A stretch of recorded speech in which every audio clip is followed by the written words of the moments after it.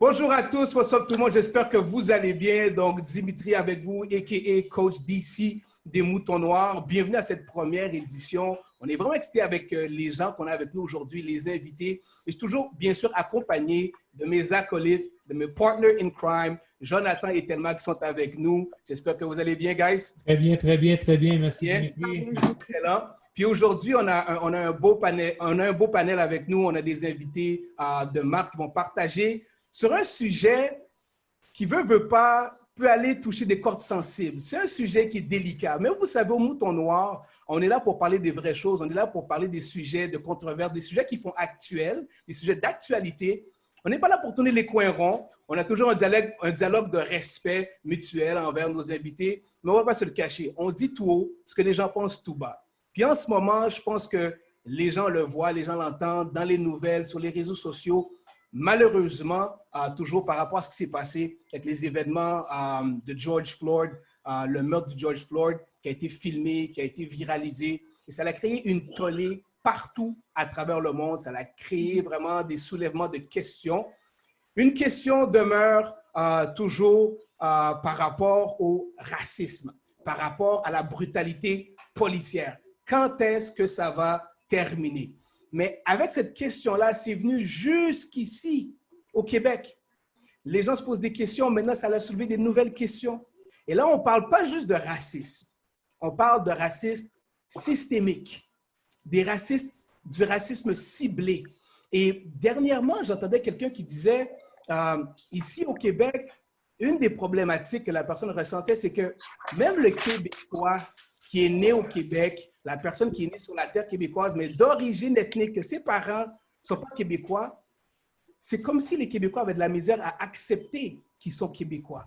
Et oui, c'est vrai, des fois, dans nos expériences de vie, on a vécu peut-être une certaine exclusion, mais parmi les cultures ethniques qui sont, ceux qui sont québécois, mais d'origine ethnique, entre nous, parfois on a de la misère de dire « ouais, on est fiers d'être québécois ». Est-ce qu'on se le dit réellement ou on se cache? C'est comme si il y avait une certaine hypocrisie à travers la fierté québécoise. Toi, tu es québécois, moi, je suis plus que toi. Toi, tu l'es moins, tu es d'origine ethnique.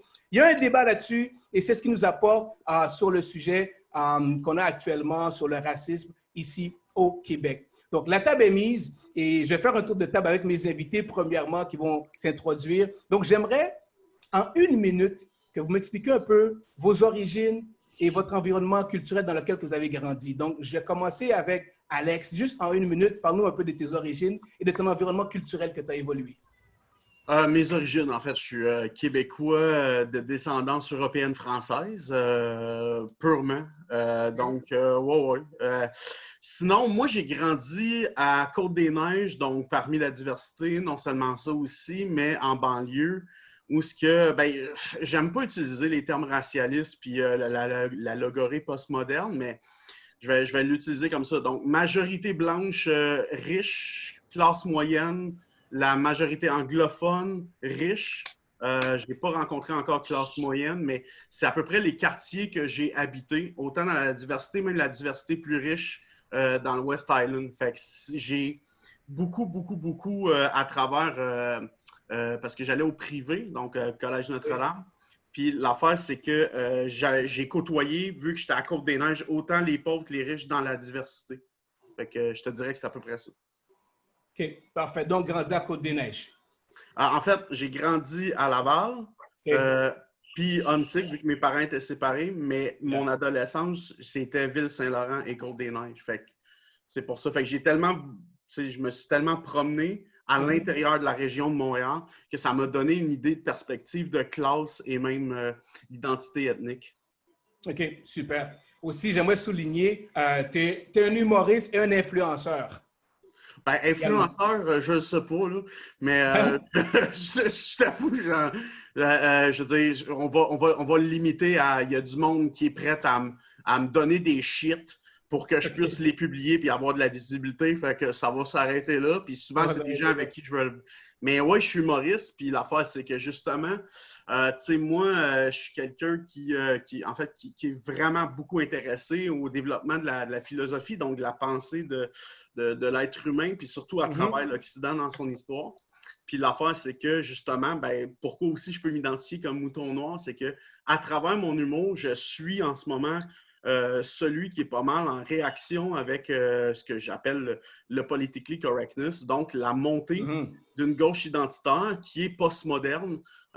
Puis, bon, ben, à l'intérieur de ça, j'émets beaucoup de critiques. Ceci étant dit, derrière tout ça, ou derrière tout ce discours-là, souvent j'en ressens ou j'en comprends une souffrance auquel nécessairement je ne veux pas en nier, puisque je vois l'humanité qui se cache derrière le discours. Puis c'est surtout ça qui est à souligner. OK. Super. Ben, merci. Merci. On va y aller tout de suite avec Metaya, qui est également un humoriste. Et je pense qu'aussi, Metaya, tu es animateur. Donc, si tu peux nous dire environ une minute et demie, tes origines et ton environnement culturel dans lequel tu as évolué. Bon, alors, allô tout le monde. Merci de l'invitation. Salut Alex. Enchanté. Écoute, je fais partie de la deuxième génération de la communauté laotienne. Je suis arrivé ici en 78 avec mes parents. Première année, Côte-des-Neiges. Et après ça, j'ai grandi à Joliette. Toute mon enfance là-bas. Saint-Félix-de-Valois. On parle de toute la région de la Naudière. Par la suite, je suis revenu faire mon adolescence plateau Mont-Royal dans le hardcore du plateau. Et quand je dis hardcore, on parle en 86-87. Alors, le plateau n'était pas le plateau qu'on connaît d'aujourd'hui. OK? Ceci étant dit, mon père tenait un restaurant chinois asiatique. Il y en avait juste 2 à l'époque. Imagine, aujourd'hui, il y en a 22 à tous les coins de rue. Fait que le portrait, il est différent. OK? D'autant plus que, évidemment, à Joliette, j'étais un des rares, le seul Laotien. Alors, j'étais comme le kingpin de mon quartier, étant le seul asiatique. Et je te dirais que quand je suis arrivé à Montréal, j'ai eu le choc culturel de voir d'autres nationalités asiatiques ou d'autres. Tu comprends? Alors ça, c'était une autre réalité. J'ai eu le plaisir ou le privilège de faire de l'humour. Humoriste, oui. Mon chemin a comme bifurqué et c'est tant mieux. Je suis devenu un animateur. Un podcast aussi qui s'appelle, on s'appelle Dim Sum avec toutes mes amis, les panélistes aussi. On aborde des sujets qui sont aussi influents. Alex le dit d'une façon très drôle. On ne sait pas si on est influenceur jusqu'à temps que les gens nous le disent, jusqu'à temps que les gens nous le partagent. On le fait avec passion, on partage nos idées, jusqu'à temps que les autres trouvent ça bien, trouvent ça hot, trouvent ça cool. Alors, moi, je profite plus de ce être le porte-étendard, surtout de ma communauté, en l'occurrence les Asiatiques. Voilà. Parfait, super, merci, encore bienvenue. Et merci. On a aussi un autre invité sur le sujet, Monsieur Stéphane Crispin. Stéphane, je crois que aussi tu as travaillé très proche au niveau de l'immigration, donc tu connais un peu ce domaine-là, quand même assez la réalité par rapport aux immigrants. Donc j'aimerais que tu nous parles également aussi, comme les autres, une minute et demie, de ton parcours, ton cheminement, comment est-ce que tu as grandi et tes origines. D'accord. Alors, moi, Stéphane Crispin, comme tu l'as dit, je suis né au Canada, OK? Et si je peux dire, je suis québécois, canadien-québécois d'origine haïtienne. Et si on veut dire québécois, la définition de québécoise, c'est ça qu'on va débattre aujourd'hui. C'est quoi être québécois? Puis, je suis né à Saint-Léonard, puis j'ai grandi à Laval, par contre. Lorsque j'avais 7 ans, mon père a décidé d'acheter une maison pour aller dans un quartier qui est plus ou moins plus aisé pour nous élever et tout. Puis, j'allais à l'école Ogilvy au primaire jusqu'à 7 ans. Puis, si le monde, les Haïtiens connaissent Ogilvy à Montréal, ou toutes ces Awensic, puis tous ces genres Tétroville, puis tout ça, c'est qu'il y a beaucoup d'Haïtiens qui fréquentent ces écoles-là. Alors, pour moi, ça a été un choc culturel à 7 ans. J'étais dans une école où les professeurs, il y avait beaucoup d'Haïtiens, le directeur était haïtien, où il y avait peut-être 2-3 Québécois ou des Italiens. dans chaque classe. On peut les compter sur une main. Et il s'exprimait aussi en créole. Il disait certains mots créoles. Alors, j'étais très familier avec la culture haïtienne. Puis, j'arrive à Laval, à Gordon. Puis, je rencontre des Québécois. Puis, c'est là que vraiment, au sein des enfants, je vis le racisme, le premier expérience de racisme. Alors, j'aime pas ça, puis tout. Mais j'ai appris à faire ma place. Puis, oui, c'est à peu près tout. Puis, si je parle de l'immigration, oui, j'ai travaillé au centre de détention de l'immigration, où je ne travaille plus présentement parce que je demeure aux États-Unis, je demeure à Boston. Puis, oui, j'ai vu toutes sortes de cas de personnes immigrantes de différentes nationalités et tout, qui viennent. Alors, j'ai vu toutes sortes de situations. Parfait. Bien, merci. Très intéressant. Et je vais faire un tour rapidement avec mes acolytes. On a besoin de savoir avec qui on fait affaire, qui on est. Donc, j'aimerais laisser la parole à Thelma. Thelma, tu peux nous parler un peu aussi de tes origines rapidement et comment tu as grandi culturellement parlant? Bien, allô tout le monde. Très contente de vous voir tous aujourd'hui parmi nous. Bien, pour ma part, je suis née au Portugal. Donc, d'origine portugaise. Je suis arrivée ici au Québec, j'avais 2 ans.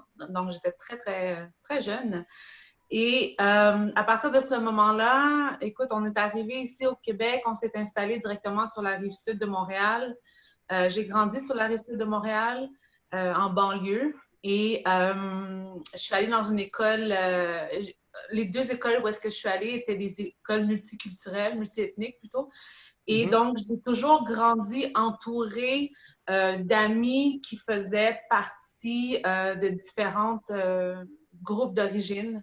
Il y avait peut-être comme un Québécois ou plutôt une Québécoise qui faisait partie de notre groupe. Donc, j'ai toujours grandi dans ce milieu-là. Et puis aussi, j'ai beaucoup grandi avec tout ce qui est l'influence, les traditions portugaises. Donc ça a été très, très, très influent dans ma vie jusqu'à un certain moment où est-ce que j'avais décidé de me dissocier de tout ça, dans le fond. Et dissocier de ta culture portugaise ou qu'est-ce que tu veux dire?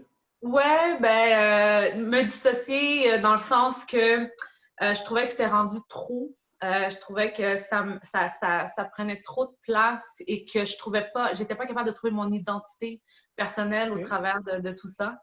Donc c'est ça. Donc, rendu à l'âge, disons, adulte, et avec les expériences que j'ai vécues, ça a donné que avec le temps, j'ai pris une autre direction et une autre directive.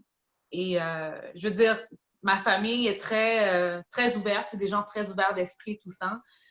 C'est juste que comme tout bon Portugais qui arrivait ici, c'était important pour eux pour que leurs enfants soient instruits dans la tradition, suivent la culture et tout ça. Donc, comme bonne Portugaise, j'ai suivi ça jusqu'au jour où j'ai décidé que non. Super. Merci, c'est très intéressant et on va poursuivre, on va terminer. On voudrait savoir également aussi avec Jonathan tes origines et comment est-ce que tu as grandi culturellement, si tu peux nous le faire, s'il te plaît, en 1 minute et demie. Oui, clair. Bonjour tout le monde. Né au Québec, dans le quartier de Laval, je suis né à Laval, à la Cité de la Santé à Laval. J'ai un parent, ma mère est québécoise et mon père, il vient de l'île de la Martinique. Je ne sais pas si les gens connaissent, c'est une île française, un département français. Et puis, donc, je suis métisse. Donc, le sujet d'aujourd'hui va m'interpeller parce que je suis entre les deux.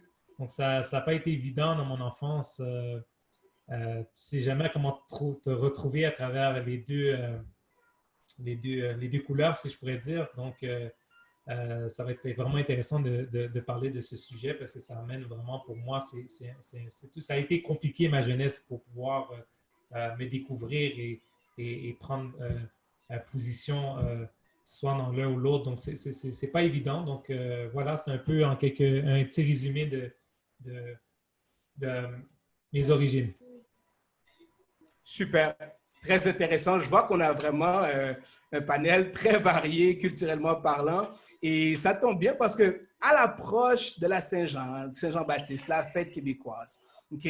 avec tous les débats qui se passent, toutes les questions au niveau de la laïcité, les accommodements raisonnables, il y a beaucoup de questions qui émergent par rapport à tout ça.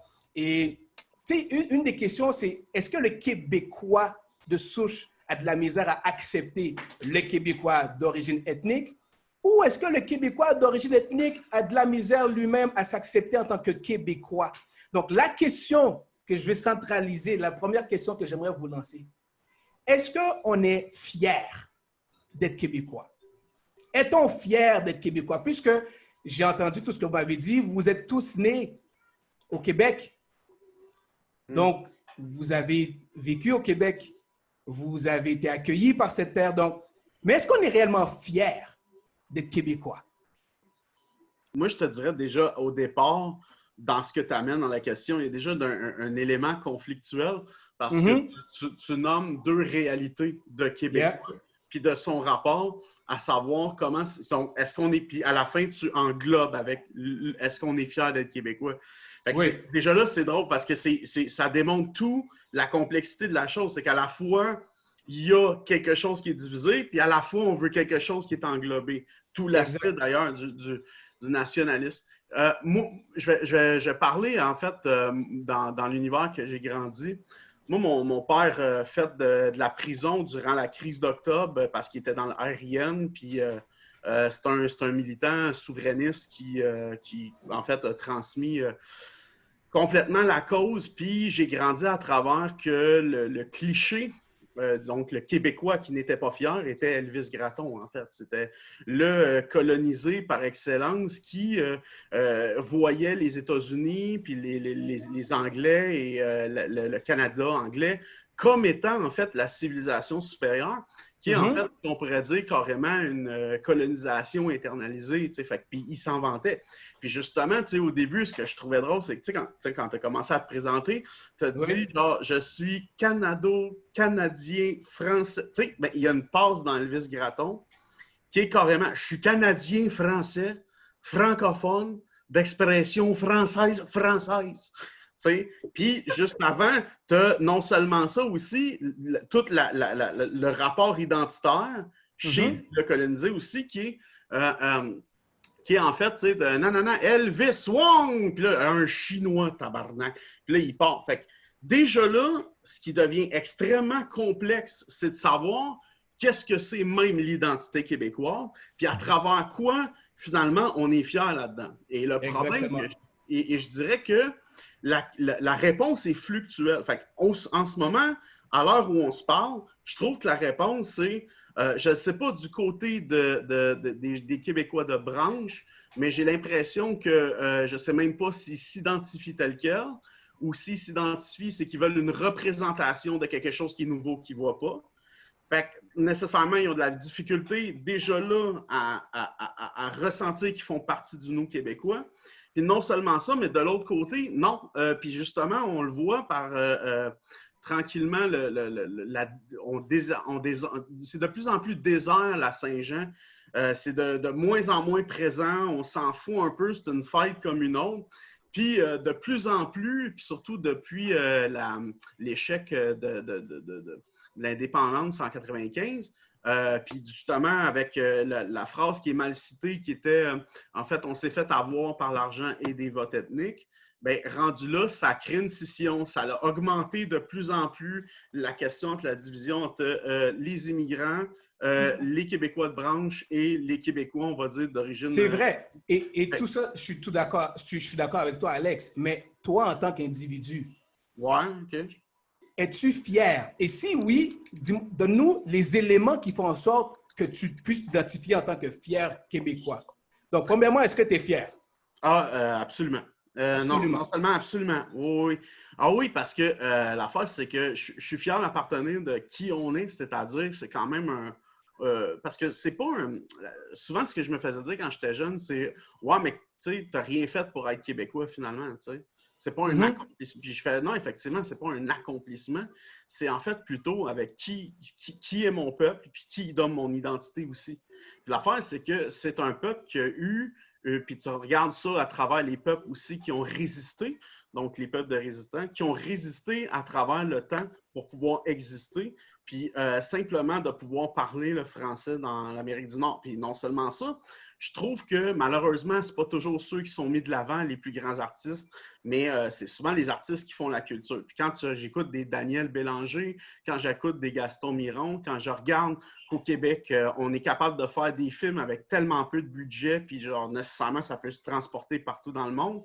On a une créativité en termes par habitant qui est supérieure à la moyenne de presque toutes les nations dans le monde. Je suis désolé, mais oui, la contribution à la science sur le plan de la médecine. Fait, oui, je suis très fier de faire partie de ce peuple-là. Néanmoins, j'en réserve tout le temps des critiques parce que souvent, je trouve qu'on ne vend pas notre culture, spécialement aux immigrants.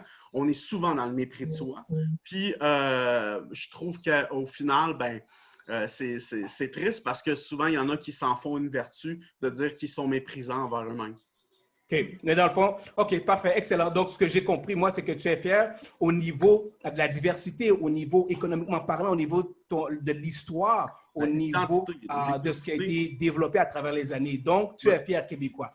Excellent. Donc, Dimitri, je m'excuse. Est-ce que tu peux définir, d'après ce que tu viens de dire, c'est quoi être un Québécois? Bien, c'est justement par rapport à cette question, ça s'en vient. Parce que la première question, est-ce qu'on est fier d'être Québécois? C'est de savoir qu'est-ce qui vous identifie en tant que Québécois pour dire que vous êtes fier. Par exemple, je donne un exemple concret.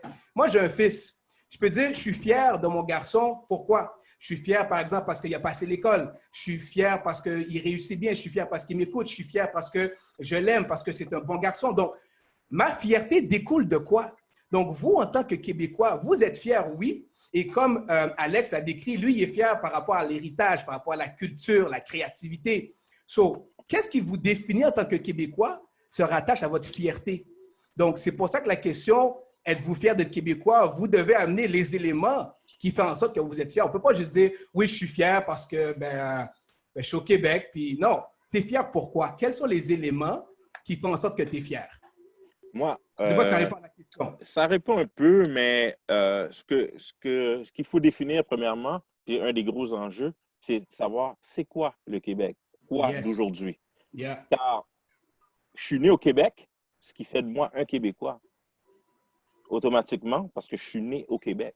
Mais est-ce que la société québécoise me considère comme un Québécois? Et seulement, je peux dire seulement, mais j'avais déjà vu, mais plus en vivant aux États-Unis, c'est comme ça. On me demande, tu viens d'où? Tu viens d'arriver? Tu viens d'où? Je suis Québécois, Canadien, d'origine haïtienne. Haïtienne. C'est ça qui me définit. Par contre, fier des Québécois, non. J'ai rien fait pour être Québécois. Je suis juste né là.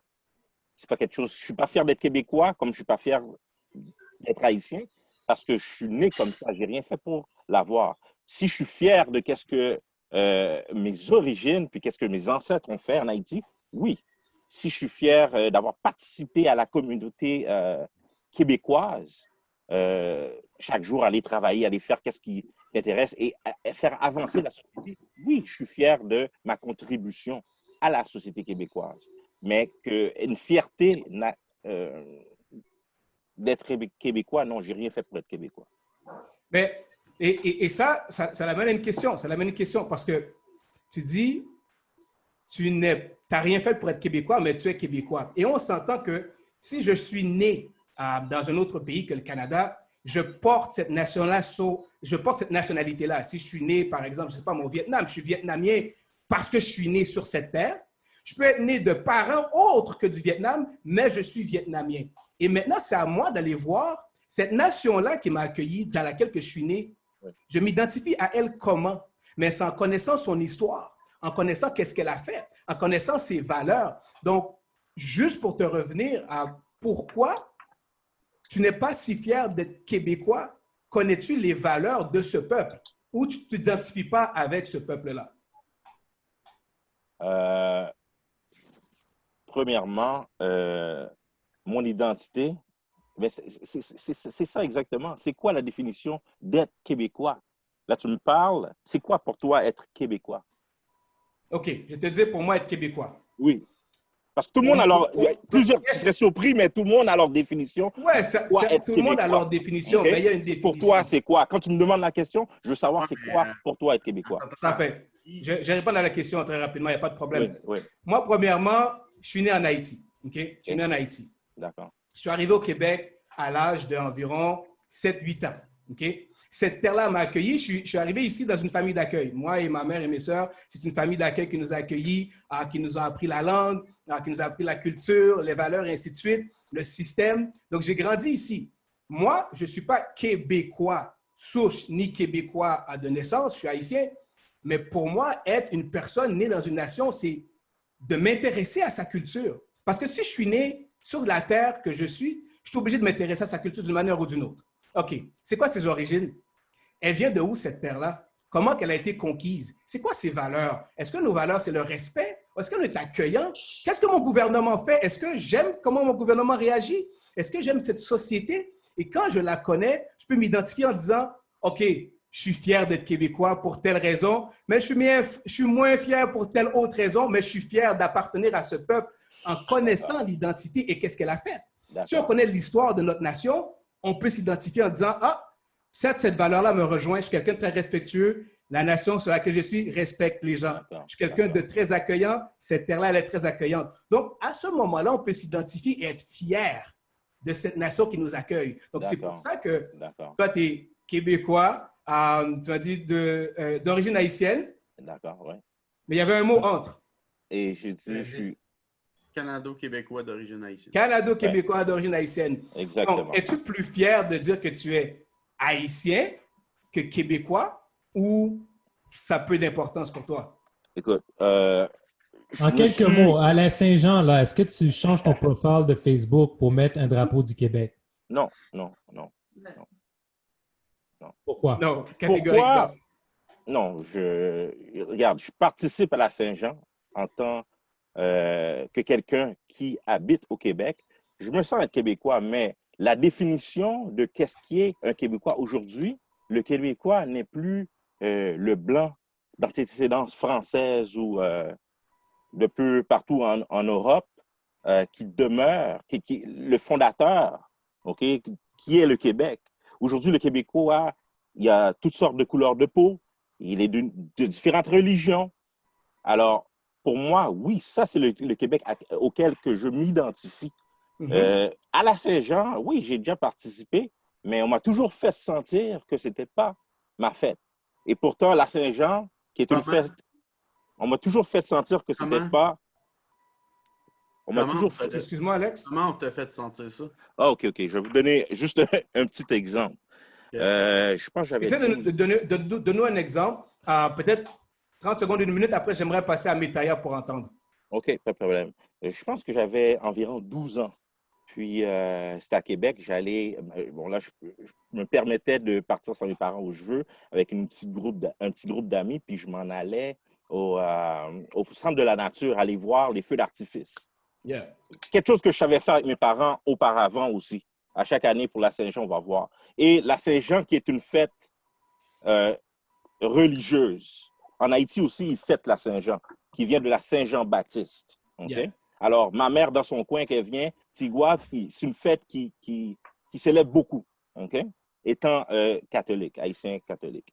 Alors, je me suis rendu là avec mes amis, puis on allait voir les feux d'artifice, puis tout.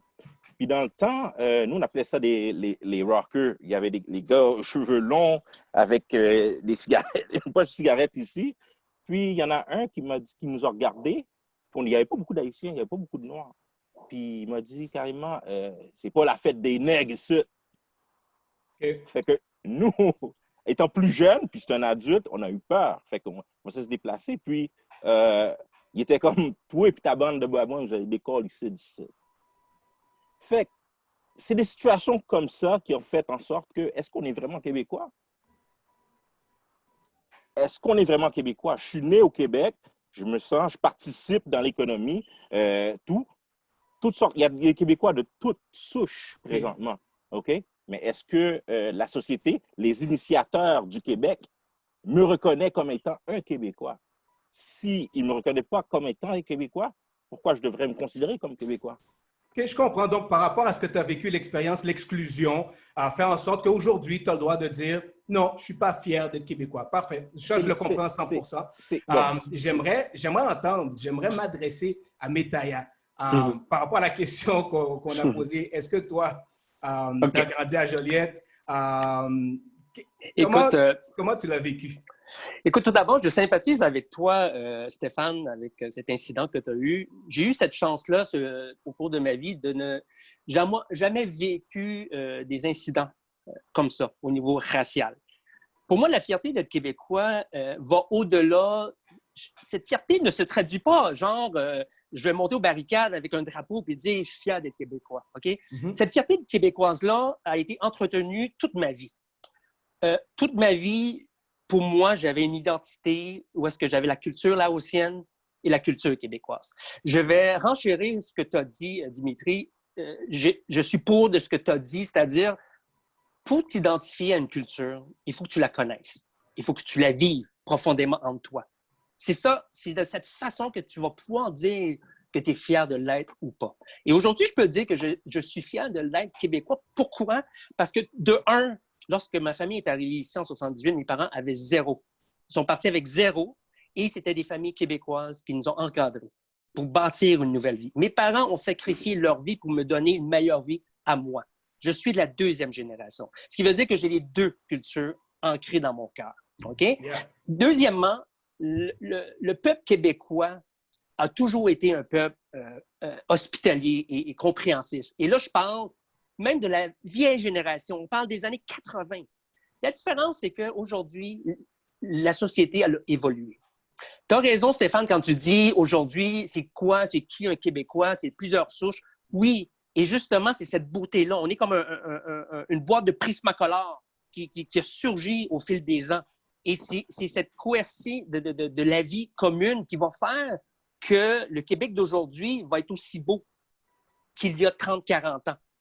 Et c'est pour ça que je n'ai pas peur de dire que je suis fier des Québécois, parce qu'il y a eu une évolution. Et cette évolution-là fait qu'aujourd'hui, ça donne le portrait qu'on a aujourd'hui. C'est ça la différence. Et je voulais juste faire un petit clin d'œil à mon ami Alex. J'ai posté justement aujourd'hui, en fonction de la Saint-Jean, un quote que notre cinéaste Pierre Falardeau, justement, tu parlais d'Elvis Gratton. Son quote dit « Pour moi, un Québécois, c'est quelqu'un qui décide qui il est. Quelle que soit sa langue, son origine ethnique, son sexe, sa couleur de peau, sa religion, un peuple, c'est fait de ça. Ça n'existe pas les Québécois de souche. Il y a des Québécois de toutes les calices de souche. Je veux savoir d'où le monde vient. Je ne veux pas savoir d'où le monde vient. Je veux juste savoir d'où il va. » Et ça, c'est Pierre Falardeau qui a apporté ce code-là.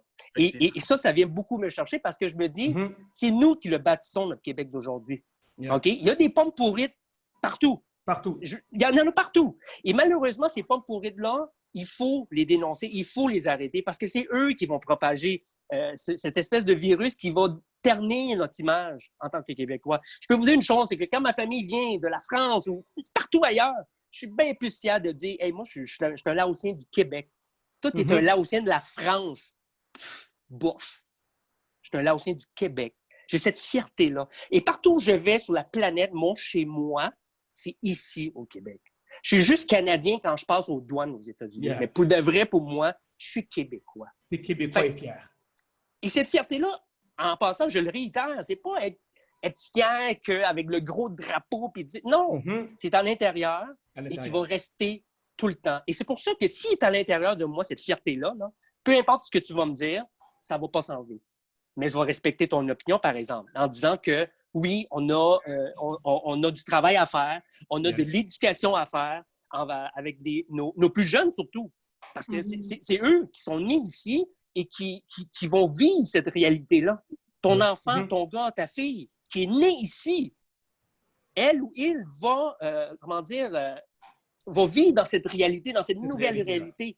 Nous, on a vécu la transition. Il y a eu des hauts, des bas. Ça n'a pas été facile, mais ça va être encore un plus gros challenge pour les futures générations. Les futures générations à Absolument. C'est carrément ça, là. C'est carrément 100%. Ça. On ne peut pas dire que le Québécois de souche existe comme dans l'entité il y a 30-40 ans. C'est pas vrai. C'est différent. Mais on appelle ça de l'évolution. Et l'évolution, c'est pas péjoratif. C'est quelque chose de positif pour moi. Voilà mon point de vue. Voilà mon point de vue. Certainement. Puis l'évolution, pour terminer, l'évolution, c'est quelque chose de très positif. Et des fois, c'est une question de perception aussi. Des fois, il y en a qui ont peur de l'évolution. Certaines personnes ont peur du changement.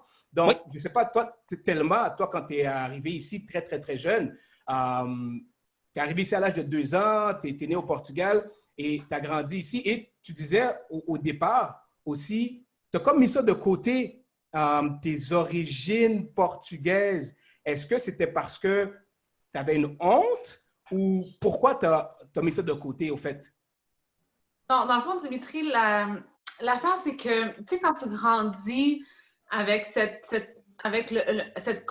t'es dans une communauté où est-ce que, de un, t'es dans un pays, dans une province qui n'est pas nécessairement la tienne, parce que veux pas, t'arrives d'ailleurs, donc tu t'installes dans un nouveau territoire. Et de deux, tu fais partie d'une communauté qui, pour eux, c'est très, très, très important, les traditions et tout. Donc, tu sais, moi, j'ai grandi à aller à l'école portugaise le samedi matin. Après ça, le dimanche, aller à l'église portugaise. Puis après ça, à l'école normale, comme à l'école française durant la semaine. Donc, c'était toutes des choses qui m'ont toujours été imposées, si je peux dire. Donc, je vivais constamment dans ce monde-là de communauté portugaise toujours. Et à un moment donné, rendu à 16 ans à peu près, ben, j'arrive à un point où est-ce que je suis plus grande, je comprends un peu plus les choses, je commence à travailler, je commence à être plus indépendante. Donc, je ne voulais plus qu'on m'impose ces choses-là parce que pour moi, comme je te disais tantôt, Dimitri, j'ai grandi aussi dans des écoles où est-ce que c'était multiculturel. Donc, tu sais, j'avais beau être portugaise et tout, mais je vivais constamment avec des gens qui faisaient partie de d'autres origines. Et moi, j'ai toujours été de nature très curieuse. J'ai toujours, tu sais, l'idée de voyager à travers le monde, connaître des nouvelles cultures, pour moi, c'était toujours fascinant. Donc, j'étais rendue à un point où est-ce que, OK, ça suffit, la culture portugaise, ça suffit, OK, c'est correct, je comprends, là, je comprends. Mais là, je veux voir d'autres choses, je veux voir d'autres mondes, je veux connaître des nouvelles langues, je veux connaître des nouvelles cultures aussi. Donc, je t'ai rendu... Excuse-moi de t'interrompre. Et en grandissant, je veux dire, tu sais, oui, tu voulais voir du nouveau, tu as grandi ici au Québec et tout, mais comment est-ce que tu as vécu ça? Est-ce que tu as déjà vécu le racisme en tant que d'origine portugaise ou ça se voyait pas trop parce que, tu sais, de ta couleur, je veux dire, on peut pas... Moi, en tout cas, je peux dire, peut-être en te regardant, française, marocaine, je ne sais pas si j'aurais dit portugaise ou québécoise. Est-ce que toi, tu as vécu le racisme ici au Québec en grandissant? Écoute, le racisme, j'ai eu la preuve en grandissant que le racisme, ce n'est pas seulement une question de couleur. Okay. Le racisme vient aussi de ton nom de famille. Tu dis ton nom de famille, puis tu regardes, ils sont comme, ben, tu viens de où? C'est quoi ce nom-là? Okay. Puis, tout de suite là, c'est comme, il y a une barrière. Tu sais, je me rappelle, des fois, j'allais magasiner avec ma mère quand j'étais jeune, mais ma mère, elle est encore en train d'apprendre le français, tu sais. Elle est arrivée ici, elle ne parlait pas le français. Donc, elle a dû l'apprendre par elle-même et tout. Donc, et d'interagir avec elle et avec les autres pour faire comprendre qu'est-ce qu'elle voulait dire et tout, puis de voir comme le regard des gens sur nous, comment tu parles pas français encore, là? C'est quoi cette affaire-là? Puis, tu sais, c'est toujours, il y a toujours cet œil-là de porter un jugement et tout. Donc, ça, je l'ai vécu. Même si je suis blanche comme ça, je l'ai vécu, ça, tu sais.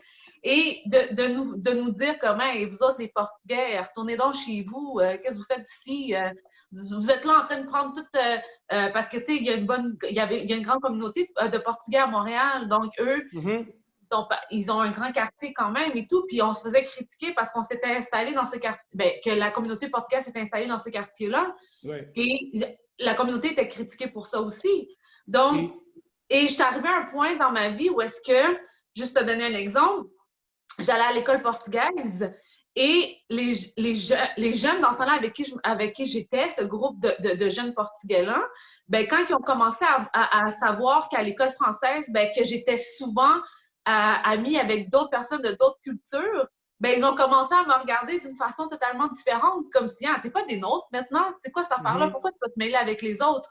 T'es portugaise, t'es supposée être avec nous.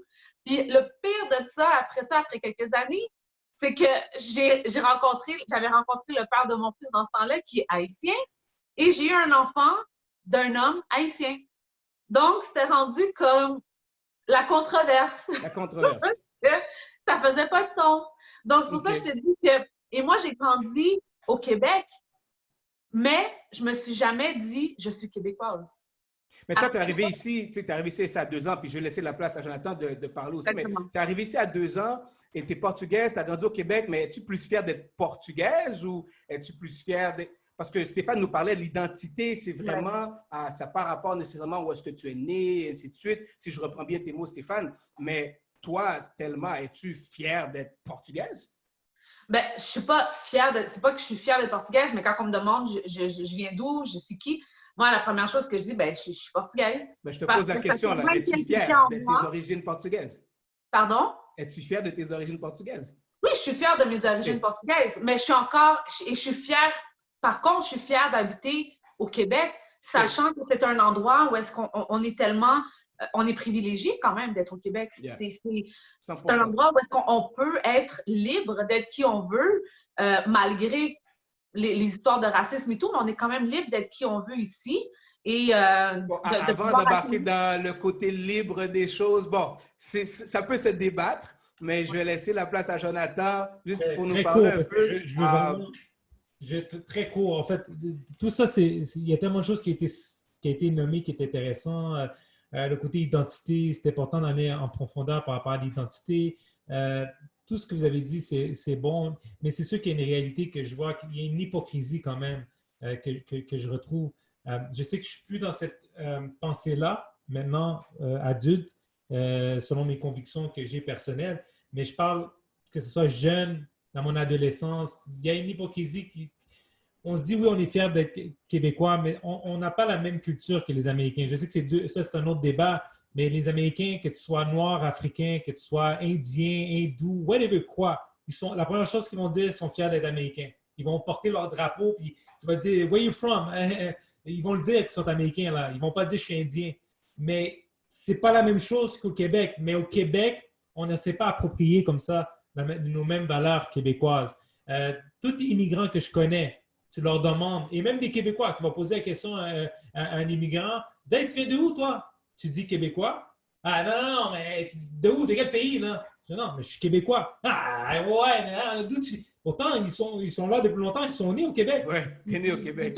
Et je sais que c'est la curiosité pour un Québécois. La curiosité du Québécois, il veut savoir, ouais, mais t'es noir, t'es indien, tu veux savoir d'où tu viens. Mais même nous, en tant qu'immigrants, et c'est pas une question de Québécois qui agit comme ça, même les immigrants agissent de la même manière. Moi, je l'ai déjà fait souvent.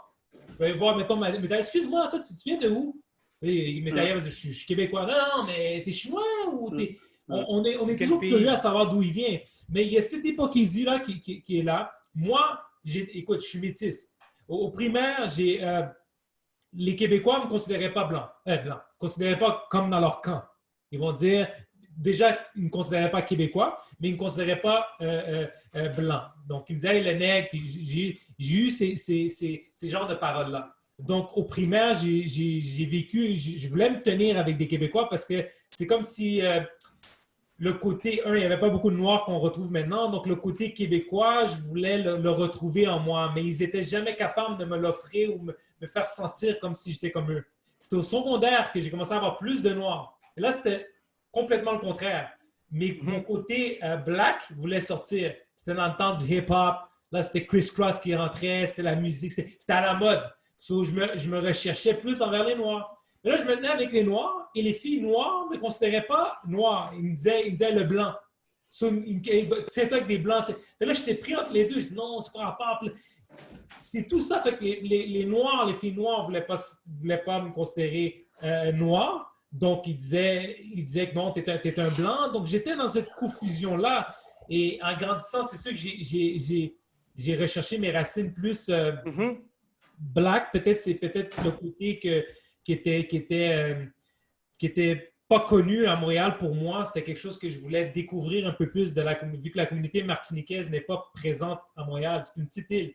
Donc, il n'y a pas beaucoup de Martiniquais. Fait que je me tenais plus avec des Haïtiens. Donc, c'est sûr que j'essaie de chercher le côté antillais, que j'avais le 50-50 qui était en moi, j'essaie de le trouver. Nos cousins. C'est sûr que quand je vois mes amis haïtiens ou whatever, écoute, j'ai un ami à moi qui m'a clairement dit que mon père m'a dit que ça c'est un autre débat, mais il m'a dit que mon père, il ne voulait pas que je me tienne avec des Québécois. Il dit, je ne veux pas que tu parles québécois. Ton père qui t'a dit ça? Parler québécois. Parce qu'il non, tu ne perdras pas tes racines. C'est comme si on amène nos cultures, nos coutumes au pays, mais comme que Métaïa l'a dit, mais tu ne t'adaptes pas. Tu ne veux pas t'adapter à la culture québécoise. Tu ne veux même pas entendre l'histoire du Québec. Donc, c'est tout un amalgame de tout ça que je trouve qui est à débattre sur ce point-là. Puis aujourd'hui, excuse-moi, Jonathan, aujourd'hui, est-ce que toi, tu te considères plus martiniquais ou québécois ou est-ce que tu es fier d'être québécois? Parce que toi, tu es né ici. Martinique, j'ai aucune...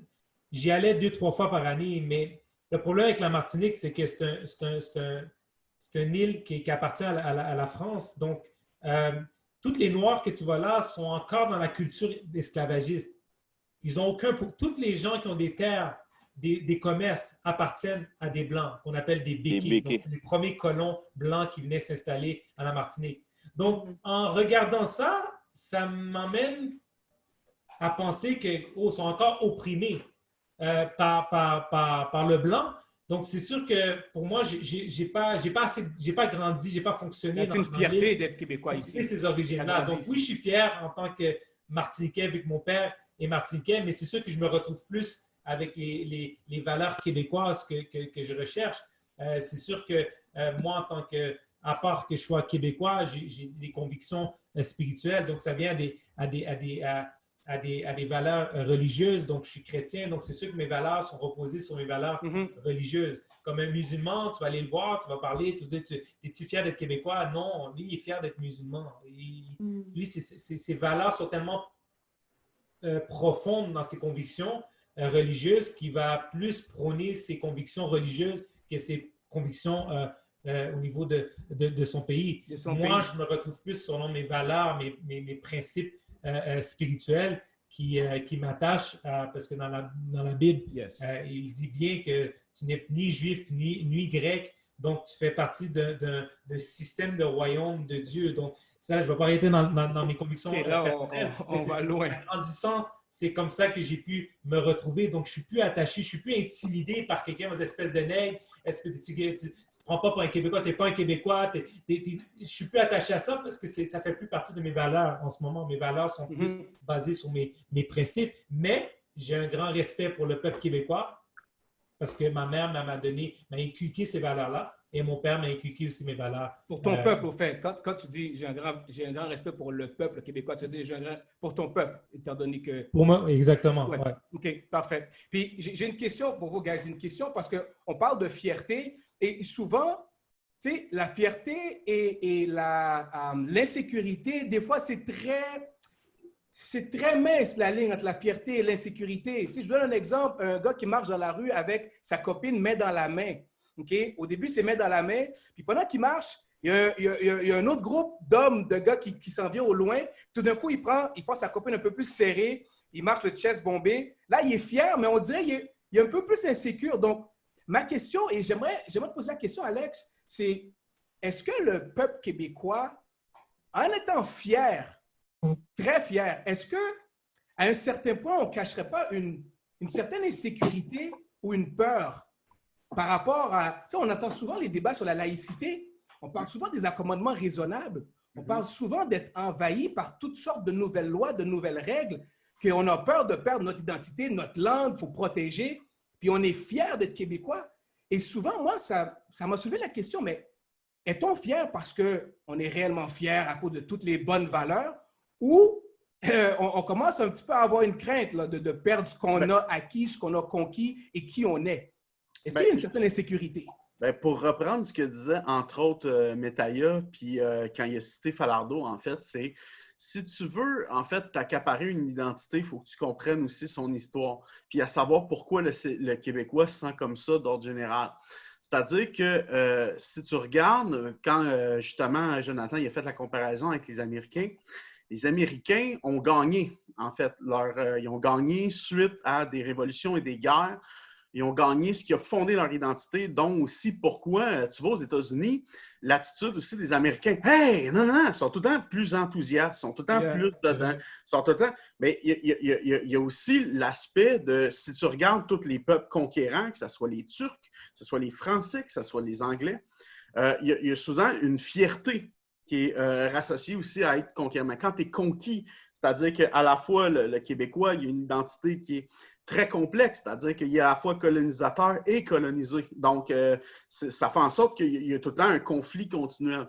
Et dans son existence, il y a toujours eu de la difficulté à s'affirmer, à pouvoir exister. Puis souvent, quand il existait, c'était souvent sous la forme de la victimisation. Donc, c'est-à-dire que c'est pour ça que ça fonctionne au Québec, la victimisation, entre autres, parce que ça fait partie de son identité dans son affirmation. Donc, l'affaire, c'est que quand tu vois ce qui est arrivé avec le lac Meech, quand tu vois ce qui est arrivé avec le Lord Durham, quand tu vois avec la notion des orangistes, tout le kit, tu le vois à travers son histoire. Le Québécois s'affirme à travers l'aspect de la victimisation et surtout aussi parce qu'il y a eu souvent des lois assimilationnistes.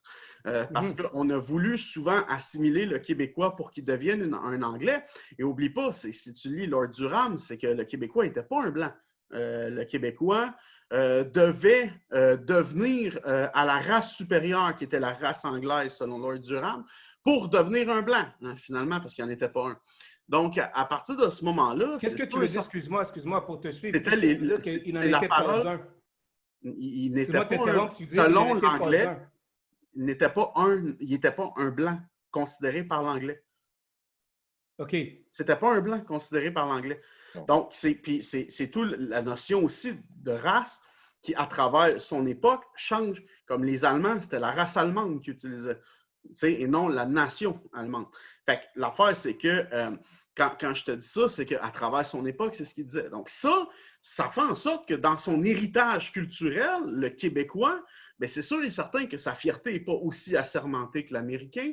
Puis il y a aussi une peur de l'assimilation, puis une peur de la perte de l'identité. C'est ça. Et l'affaire, c'est que là, ici, on se retrouve chez les immigrants qui, eux, arrivent dans un conflit qui, d'ailleurs, ben, c'est justement ce qui devient difficile pour eux de se positionner. C'est-à-dire que quand tu as le fédéral, qui a des lois multiculturalistes qui étaient faites dans le but de pouvoir assimiler les francophones, puis tu as le gouvernement du Québec, puis aussi tu as une guerre économique, hein, c'est-à-dire que quand tu arrives et tu es un immigrant, puis tu te dis, ben écoute, mettons tu es un allophone, puis tu te dis, ben écoute, le gouvernement fédéral me paye l'anglais, puis le gouvernement provincial me paye le français. Ben c'est ça, c'est pour ça que les allophones s'anglicisent aussi de plus en plus. Puis, tu sais, c'est tout l'aspect aussi. Puis, je voyais qu'à travers Thelma puis Stéphane, je voyais aussi qu'il y a une dualité dans la définition entre habiter un territoire et habiter un pays. Hein, donc, faire un avec sa culture. Donc, c'est sûr qu'on va dire, bien, j'ai la nationalité, j'ai l'aspect civil, mais d'habiter sa culture, c'est autre. Puis, pour reprendre ce que Jonathan disait aussi, ben, tu sais, c'est que c'est sûr et certain qu'avec les lois du multiculturalisme chez les Anglais, ben, c'est sûr et certain qu'il y a une confrontation entre les Québécois francophones et certaines communautés qui s'installent puis qui décident d'être dans le repli sur soi, qui décident d'être dans le communautarisme, puis qui décident de dire, ben, moi, je ne veux pas m'identifier comme Québécois, moi, je ne veux pas être Québécois. Donc, c'est l'insécurité québécoise qui en a une de plus en plus. Qui devient à savoir, est-ce que notre identité va mourir? Tu sais? Est-ce qu'on va mourir de plus en plus? Et c'est justement... OK, c'est bon. Fait que ça vient de, justement avec l'américanisation des mœurs de plus en plus qu'on devient américain, qu'on réfléchit comme des Américains, qu'on consomme comme des Américains, qu'on mange américain. De plus en plus, on devient américanisé. Même dans nos débats sociaux, puis on le voit aussi, ça fait partie de la globalisation et c'est pour ça que l'affaire George Floyd a été autant populaire sur l'aspect global.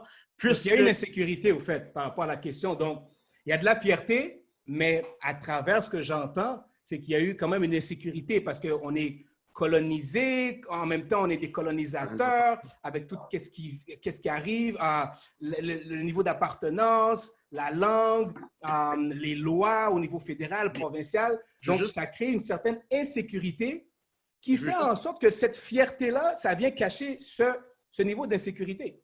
Bien, c'est simple. C'est que pour moi, l'identité québécoise est inhérente à cette insécurité-là de disparaître parce que dans son existence, ça a toujours été le cas. Puis ça, c'est pourquoi aussi il y a la question de la langue puis la question de l'indépendance. Pour ça, ça a toujours été relié aussi chez les indépendantistes. Puis c'est un rapport avec le fédéral, les lois fédérales.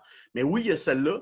Puis bien entendu aussi, quand j'entends des discours racistes et xénophobes, chez la part de plusieurs identitaires, puis tu sais, pour avoir côtoyé l'extrême droite, tu sais, je sais exactement comment ces gens-là pensent. Et l'affaire, c'est que, ben là, souvent, c'est l'ethno-nationalisme, donc c'est-à-dire qui réfère l'aspect d'ethnicité, la nation, auquel là, je trouve que, ben, visiblement aussi, c'est ce qui n'aide pas le discours nationaliste en général, à savoir, bon, il faut, tu sais, on veut que les immigrants s'identifient en tant que Québécois, on veut qu'ils s'intègrent dans la société. Puis moi, ben, étant plus de droite, ben, d'ordre général, je le dis souvent, le meilleur élément social pour pouvoir intégrer un immigrant, c'est une job. Puis c'est une job payante, puis non seulement ça, c'est parce que un immigrant qui vit en banlieue puis que ses parents font 70 000 par année chacun, bien, il va consommer, il va aller dans les mêmes endroits que les Québécois, il va aller dans les mêmes écoles que les Québécois, il va aller... Fait que c'est un peu ça, tu sais. Fait que c'est un peu ça. Et j'aimerais, parce que tu as touché un mot que j'aimerais poser à Stéphane. Tu as parlé, excuse-moi, Alex, d'intégration. Puis Stéphane, par rapport à ton parcours, tu te faire traiter de nègre, et qu'est-ce que vous faites là, vous n'avez pas d'affaires ici. Donc, tu as vécu ce genre d'oppression-là, d'exclusion. Est-ce que tu dirais, Stéphane, en grandissant, tu as comme reculé ou tu as cherché à t'intégrer? OK. Je vais spécifier 2-3 affaires parce que j'ai entendu, mais je ne voulais pas interrompre. Quand je disais que je n'étais pas fier d'être Québécois, j'ai dit que je ne suis pas fier d'être Québécois comme je ne suis pas fier d'être Haïtien. Car ce n'est pas quelque chose que... ce n'est pas mes efforts qui m'ont emmené là. Je suis né comme ça. Par contre, si je suis fier d'avoir fait partie de la société québécoise et ma contribution et mes taxes et tout en tant que citoyen, oui. Est-ce que je suis fier de mes antécédences haïtiennes? Qu'est-ce que mes ancêtres ont fait? Oui. OK? Je veux juste spécifier ça. Okay. Puis, le deuxième point, la façon que je vis, la façon que je suis, la façon que je pense, c'est parce que mon père a pu aller s'intégrer dans le pays, ce qui est très, très, très important. Je ne suis pas pour le ghettoïsme, qui veut dire d'habiter dans un certain coin. Together, ça vient du mot together, OK? Yeah. Je ne suis pas pour ça. Parce que pour connaître une culture et pour s'intégrer et pour pouvoir rentrer dans une culture, il faut que tu fréquentes l'habitant, le natal. Le Québécois de souche, il faut le connaître. Sinon, tu ne pourras pas évoluer dans la culture. Alors, ce qui m'a permis au niveau de l'emploi, ainsi, parce que je sais comment ils pensent. Et la façon dont tu parles aussi, et je suis capable de parler joual très bien. Très bien, parce que j'avais beaucoup d'amis québécois. Et j'en ai toujours d'ailleurs. Mais s'intégrer, je me suis intégré. Mais lorsque le Québécois de souche, pour moi, être Québécois, c'est n'importe quelle couleur, c'est la société qu'on voit aujourd'hui. C'est ça, être Québécois pour moi. Mais même mes amis, je leur dis tout le temps, mes amis québécois, lorsqu'ils parlent d'un Québécois, ils parlent du Québécois de souche. Alors, si le premier habitant du Québec ne me reconnaît pas comme étant Québécois, pourquoi je me reconnaissais comme un Québécois? C'est la première personne qui doit m'accepter. Et quand que Jonathan disait qu'on te demande d'où tu viens, et ça, c'est vraiment en rentrant aux États-Unis que je me suis posé la question parce que c'est même pas une explication. Quand on me demandait, un Québécois me demande à Montréal, d'où tu viens? Tu sais, comme tu es né au Québec, tu es Québécois. Si je vais en Haïti vivre, je suis dépaysé. C'est pas mon pays. Je suis Canadien, Français, Québécois, d'origine haïtienne. Non, mais excuse-moi de t'interrompre, mais c'est une bonne question. Quand tu vas en Haïti, les Haïtiens ne te considèrent pas comme un Haïtien. C'est même pas parce que... comme un Québécois. Oui, mais c'est même pas ça. C'est le fait que moi, je n'aime pas... c'est un beau pays, mais les coutumes, c'est pas mes coutumes, c'est pas la façon que je vis. Alors, je pourrais pas m'intégrer facilement pour habiter. Je peux aller en vacances, mais dans mes façons de faire, dans ma façon de vivre, je suis Québécois. Tu comprends? Et il faut comprendre aussi que le Québec, les Québécois doivent comprendre aussi que le Québec n'est pas un pays. À ce que je sache, là, tu comprends? Le Québec n'est pas un pays. C'est une identité qui sont données dans le Canada, mais le Québec n'est pas un pays. Puis, comme tu disais, Jonathan, quand on te demande, comme un Québécois me demande, automatiquement, moi, je dis haïtien. Et une fois, je traversais la frontière, puis je donne mon passeport canadien. On me demande, are you citizen, sir? Where are you from? Where are you from? And automatically, I said Haitian. And that's when la personne qui est à côté de moi me frappe. T'es Canadien. Ah, oui, I'm Canadian. You understand? C'est un automatisme. C'est le phénomène que je dis, qu'on appelle, moi j'ai grandi dans les années 80, le phénomène qui est bon québécois, qui a été élevé dans le pays, a été élevé avec passe-partout. Le phénomène d'où aller, ça m'a pris du temps à comprendre. D'où aller, je dis, c'est pas un nom haïtien, ça, d'où ça sort? Pourtant, elle est haïtienne. Mais, ce qu'ils veulent dire, c'est de où aller. D'où aller. Alors, ça, c'est le phénomène. Qu'on te demande, t'es de où? D'où est-ce que tu viens? Exactement. Il ne veut pas dire, est-ce que tu viens du Québec, du Saguenay-Lac-Saint-Jean, de Montréal. Ils veulent dire, c'est quoi tes origines? Hey, Stéphane, tu viens de briser toute ma vision de d'où aller. I had to break it down. Sérieux, là? Toute la magie de ma jeunesse, là, tu l'as brisé. Mais c'est ça, c'est la réalité. Puis, les Haïtiens sont arrivés en 1930, la première. Puis, on a tellement beaucoup en commun avec les Québécois qu'on s'est adapté très vite. Ce qui fait qu'on n'est pas... il y a encore des ghettos qu'on ne s'est pas adapté. Je pense que c'est ici. Puis, je ne dirais pas que c'est tous les Québécois. J'ai beaucoup d'amis québécois. Je me sens être Québécois. Mais est-ce que le Québec me reconnaît comme étant Québécois? C'est ça aussi. Puis, mais malgré, parce que je t'écoute parler, Stéphane, puis malgré que le Québec te reconnaisse ou pas en tant que Québécois, je t'écoute parler et tu sembles être fier, tu comprends? Donc, être fier ne dépend pas de ce que l'autre pense de toi. Moi, je peux être fier de qui je suis malgré ce que la population ou ce que les autres pensent de qui je suis. Donc, j'entends le discours, j'entends que... Est-ce que je m'identifie? J'aime pas le mot fier parce que j'ai rien fait pour être Québécois, comme je dis, mais est-ce que je m'identifie à la société québécoise? Oui, that's all I know. C'est tout ce que je connais. Chez nous, c'était Haïti, c'est qu'est-ce que je mangeais, je parlais, puis je connais mon histoire très bien. Très bien. Par contre, mon vécu, mais tous mes jours, puis pas seulement québécois de souche, québécois italien, québécois grec, québécois portugais, québécois laotien. Mon ancienne copine est laotienne. Oh, ça va aider. Yes. Mais c'est un melting pot, puis c'est la beauté. C'est la beauté. Si j'habite aux États-Unis, je vois très bien la beauté ce qu'on appelle le Québec. Et je dirais plus loin, du Canada. Mais ce que je pense, c'est que ce que j'ai pu voir, puis Alex peut-être peut me corriger, ce que les Québécois de souche considèrent comme étant Québécois, c'est quelqu'un qui a vécu ses propres, ce que je pourrais dire, qui a eu les mêmes problèmes, les mêmes enjeux que lui, et qui se bat pour la langue française et ainsi de suite. Mais j'ai pas eu... moi, je suis bilingue, même trilingue. J'ai pas peur. Ma première langue que j'ai appris, c'est le français. Je suis francophone. Même je demeure aux États-Unis dans un coin où il y a beaucoup de francophones, des Français, des francophones de tout partout. J'ai choisi le coin parce que c'est mon identité. Mais j'ai pas peur de...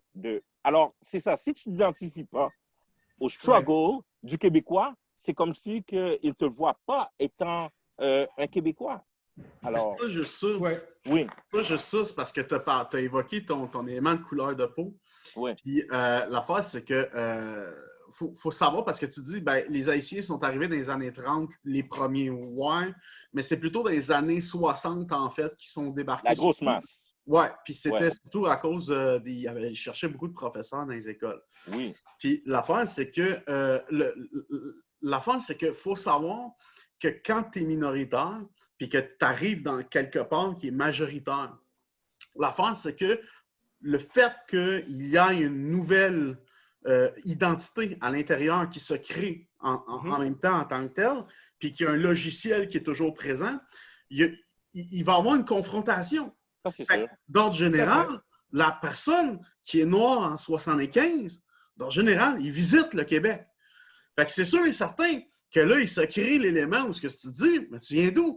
Tu comprends? Mais là, la personne qui est née ici, fait comme, ouais, non, je suis né ici. Ouais. Tu me reconnais pas? Ben non, tu sais.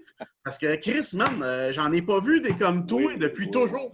Fait que c'est sûr et certain. Fait que l'affaire, c'est que c'est sûr et certain que, bon, ben, c'est quelque chose qui se développe, puis justement, à travers le discours, puis justement, à travers des témoignages qui disaient, ben, tu viens d'où, tu viens d'où, tu viens d'où, puis l'élément, comme tu as référé, d'où aller, qui était un élément ancré, qui était justement la représentation de cette confrontation-là identitaire, ben, c'est que les éléments changent. Puis, tu sais, c'est sûr et certain que il y a quelque chose dans l'identité nationale au Québec qui n'était pas implanté encore sur la multiplicité des ethnies. Puis ce qui devient difficile, c'est comment, chez le Québécois qui est habitué de faire front commun, c'est-à-dire que le Québécois francophone est toujours bien blanc au départ dans son histoire. Ce qui fait en sorte que il est en confrontation avec le multiculturalisme. Donc, ce qui devient très difficile dans son logiciel au départ, c'est que tu as quelqu'un qui arrive, qui est noir, mais qui peut être sur l'aspect de l'identité nationale, qui a une solidarité et une histoire qui se ressemble beaucoup plus, nécessairement qu'avec le blanc anglais. Mais l'affaire, c'est qu'il est en confrontation, ce qui dit, ben là, c'est du multiculturalisme. T'sais. Et là, l'affaire, c'est que c'est déjà là l'enjeu, le nerf de la guerre qui arrive chez les identitaires, puis ceux qui se disent, ben non, qui sont dans l'ethno-nationalisme. Fait que c'est un peu ça. Puis t'as pas l'air sûr de ce que c'est. Non, vas-y, excuse-moi, je veux pas t'interrompre. Non, tu peux pas interrompre, mais je veux juste être sûr. Non, je comprends tout à fait qu'est-ce que tu dis, Alex. Puis moi, en tant que Québécois, il faut aussi qu'on redéfinisse c'est quoi être un Québécois de nos jours. Puis, quand en 1995, le 30 octobre 1995, quand Jacques Parizeau a fait son discours après avoir perdu le référendum, il a dit on a perdu à cause des votes ethniques et de l'argent. À cause de l'argent et des votes ethniques. Et des votes ethniques, oui. Et pas non du vote ethnique. OK, non, des votes ethniques. OK. Mais tu sais qu'est-ce que tu veux dire? Oui, je comprends tout à fait. Okay. Mais il faut faire... moi, je pense qu'il avait tort. Pourtant, il y avait aussi... Qu'est-ce qu'il voulait dire? Il n'avait pas tout à fait tort, mais d'une façon, il n'a pas réalisé pourquoi il a perdu, d'après moi. Parce que, premièrement, il y avait quelques personnes d'autres nationalités, autres que le Québécois de souche, qui étaient pour la séparation aussi. Alors, ces gens-là, où est-ce qu'ils vont aller après que tu les as, tu comprends? C'est sûr qu'ils vont aller libéral, puis ça, c'est de un. Et de deux, pourquoi, d'après moi, le référendum n'a pas marché? C'est parce qu'ils n'ont pas inclus la minorité québécoise dans leur projet qu'ils avaient. C'est tout. On ne s'est pas senti... si le Québec se sépare, où est-ce qu'elle est notre place à nous? Où est-ce qu'elle est? Exactement. Ça, c'est le fear de l'autre côté. C'était la peur. C'était la grande exactement. Et c'est pour la raison pour laquelle que le monde a dit non, on ne veut pas.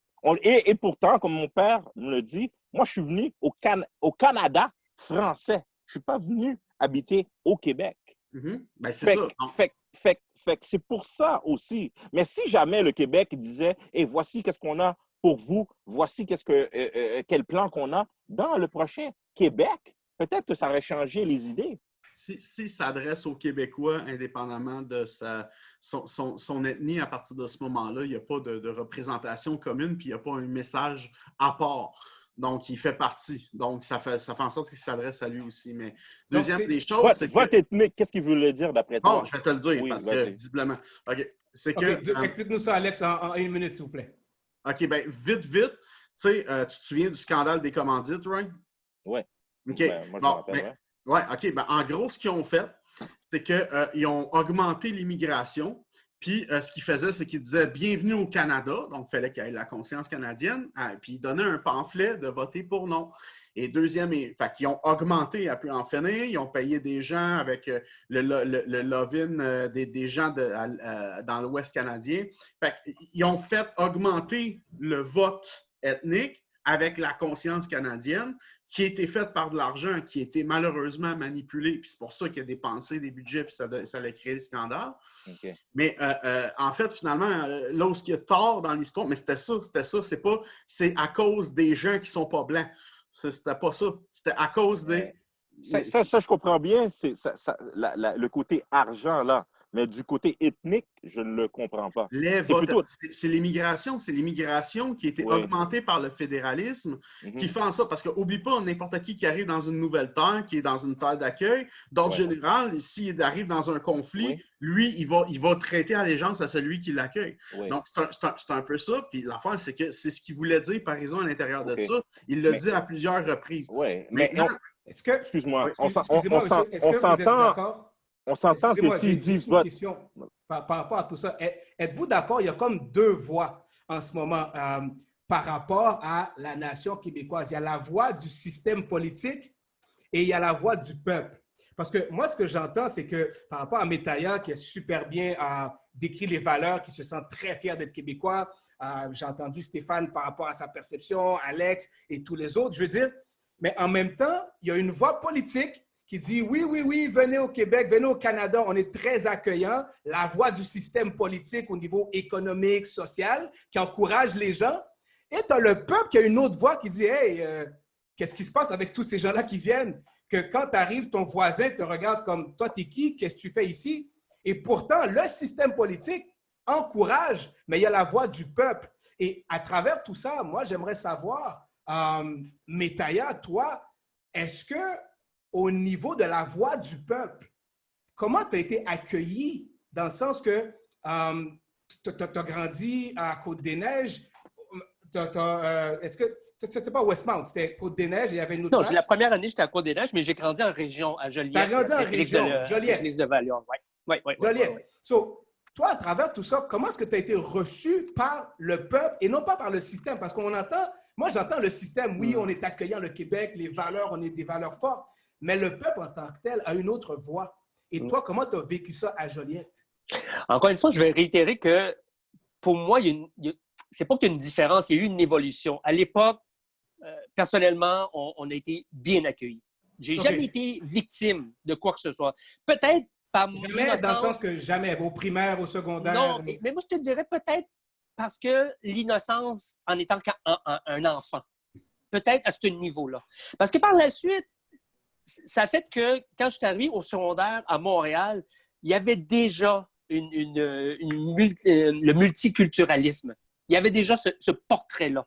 Et je crois que dans le contexte qu'on était, l'éducation que j'ai reçue de mes parents, c'était plus try to survive et faire vivre la famille pour justement accéder à un avenir qui est plus prometteur, disons. Et pour ça, que le Québec nous a donné ces outils, ces opportunités-là. Et c'est dans ce sens-là que je veux le prôner. C'est que la société québécoise a été, à notre égard, en passant, je ne veux pas généraliser, mais à notre égard, très hospitalier, compréhensif et très aidant. J'ai eu cette chance, ce privilège. Et juste réitérer ce que Stéphane a dit tout à l'heure, c'est le côté, la vie urbaine, c'est le côté ghettoïsme qui n'aide pas, je trouve. Avoir eu le privilège de vivre en région et de connaître la culture en région, la culture québécoise à cette époque-là, m'a permis de m'adapter à n'importe quelle situation. C'est-à-dire que si tu grandis dans un genre de ghetto, dans le Côte-des-Neiges hardcore, Ouais. C'est impossible que tu connaisses la réalité du Québécois au Lac-Saint-Jean. Tu comprends? Ouais. Et moi, en faisant de l'humour, j'ai eu le privilège aussi de faire des spectacles au Saguenay-Lac-Saint-Jean, dans le bas du fleuve. Et ça, c'est une richesse culturelle inestimable. Et je le prône à mes amis de la communauté asiatique. Et qu'est-ce qui est le fun, c'est que la jeune génération est de plus en plus ouverte. C'est dur comment dire, vous savez, la réalité, c'est que la jeune génération asiatique au Québec consomme beaucoup de la culture québécoise. Mais ça n'a pas été, comment dire, entre guillemets, popularisé à travers les gens en disant qu'on en mange de cette culture-là. C'est pas vrai qu'on consomme juste des éléments américains anglophones. Je connais beaucoup d'Asiatiques qui connaissent la culture québécoise par cœur. Je dis, moi, j'en suis un. Ce qui m'amène à dire, oui, c'est vrai, c'est important d'aller connaître l'autre culture pour faire la différence. Et c'est là que tu es capable de te faire une idée de tes propres connaissances. Et c'est là que tu vas pouvoir dire que tu es fier ou tu ne l'es pas. Et moi, je suis fier des deux. Je ne pense pas qu'il y ait une loi écrite qui dit que tu n'as pas le droit. Oui, je suis fier des deux. Je suis fier d'être Québécois d'origine laotienne. Je suis fier de pouvoir manger du pad thai et adorer la poutine. C'est très cliché qu'est-ce que je dis, mais ça va jusque-là. Ça va vraiment jusque-là. C'est une richesse, c'est ça, Stéphane. C'est une richesse. Et quand mes amis, mettons, asiatiques, allophones, qui sont trop ghetto, mais c'est eux qui sont perdants. Je veux qu'ils connaissent l'autre aspect aussi. Autant des deux. Ça m'a pris du temps à vouloir connaître mes racines laotiennes parce que, vu que j'ai grandi en région québécoise, à l'âge de 4-5 ans, j'étais un Québécois. Dans mon cœur, à moi, j'étais un Québécois. Ce qui veut dire que c'est pas que je dénigrais mes origines laotiennes, c'est que on dirait que je ne les voyais pas. T'sais? Et avec le temps et avec l'éducation et l'encadrement de mes parents à la maison, parce qu'à la maison, on m'a éduqué en laotien. On m'a inculqué les valeurs traditionnelles laotiennes. Mais oui, et en dehors de la maison, mes parents me prônaient l'éducation québécoise. Ce qui veut dire que j'avais le meilleur des deux. Et alors, avec le temps, tu deviens un jeune adulte, tu bâtis ta vie, tu découvres les choses. Et c'est là que tu dis, j'ai les deux cultures, j'ai la fierté des deux. Aujourd'hui, je suis, j'ai tout ce bagage de vie qui me permet de dire, yo, je suis là aussi, j'ai toute ma culture, oui, mais je suis Québécois. Et encore une fois, je ne veux pas dire que c'est une fierté. Oui, comme tu dis, Stéphane, c'est une identité. Alors, je pourrais dire que je suis fier d'avoir cette identité-là. Mais Dimitri, j'ai un point que je voulais toucher par rapport à... C'est bon qu'est-ce qu'il dit, mais Alex l'a touché au début, il a dit je suis fier d'être Québécois pour les forces du Québec, mais il y a des choses que j'en suis pas fier selon les faiblesses. Tu sais, Alex a parlé de la créativité au Québec, quoi que ce soit dans les films ou peu importe. Il y a plusieurs bons points. La générosité, c'est un peuple qui est généreux. Écoute, quand il y a eu le tremblement de terre en Haïti, c'est un des peuples qui s'est levé le plus, qui a donné beaucoup, beaucoup de fonds pour aider Haïti.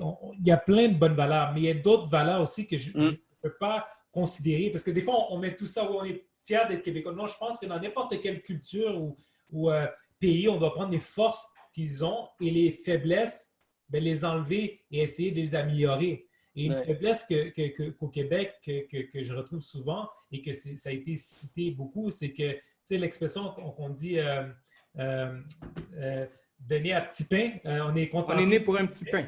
Né pour un petit pain, voilà. Mm-hmm. C'est cette mentalité-là de pauvreté que malheureusement on a au Québec, que j'en suis pas fier. Parce que je me rappelle, Jean-Luc Mongrain avait fait une vidéo à l'époque qui expliquait comment que les immigrants.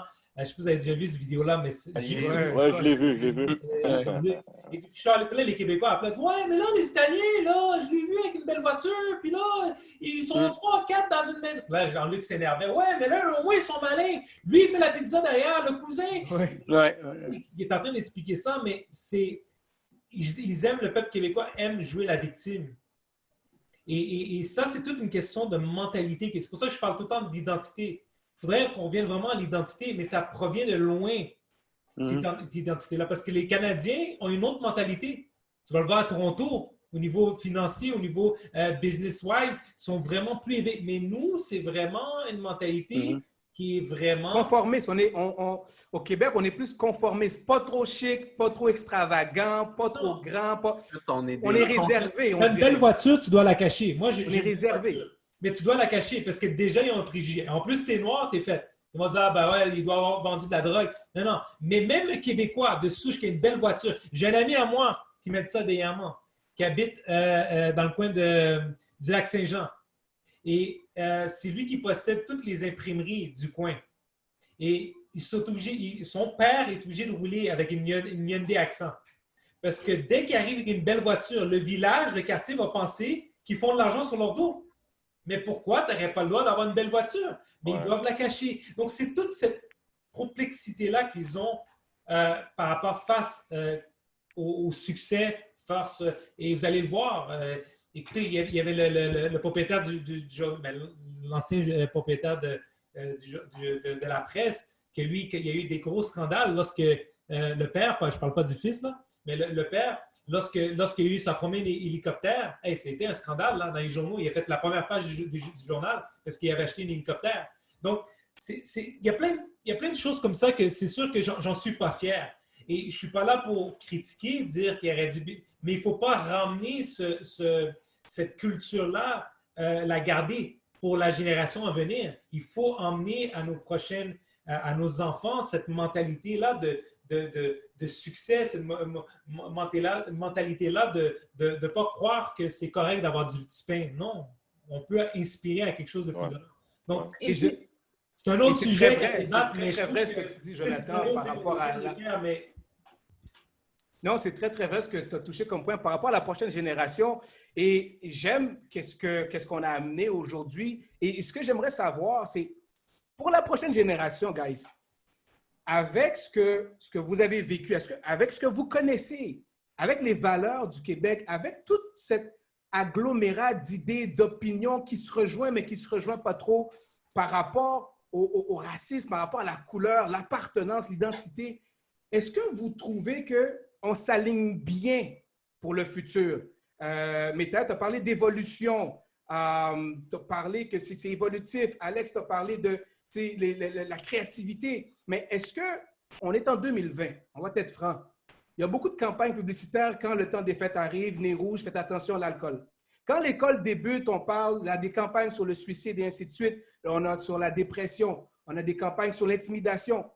Est-ce qu'on s'aligne de ce que vous voyez avec des campagnes contre le racisme, des campagnes contre l'appartenance, la fierté, de l'accueillement des immigrants, l'accueillement des nouveaux arrivés? Est-ce que vous avez un bon feeling pour l'avenir, pour la prochaine génération? Est-ce qu'il y a des mesures qui sont mises en place pour que ça s'aligne bien?